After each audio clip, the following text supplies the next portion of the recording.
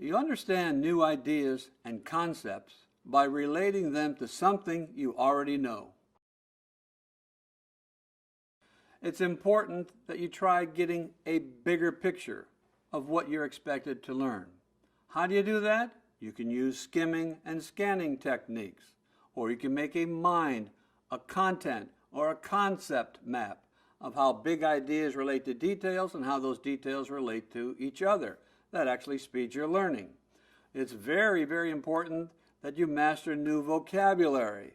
Every discipline has its own vocabulary, and if you don't understand those main words, it's going to impede your ability to learn and remember. It's a good idea to study with another student. Compare notes, exchange ideas, and quiz each other will improve your learning.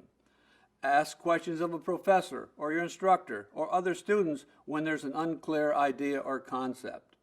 And remember, understanding takes time. It may not happen right away, but if you're doing what we just mentioned, your understanding will speed up and your learning and your remembering will be faster also. Get the big picture first. Master that new vocabulary so you don't get lost. Study with another.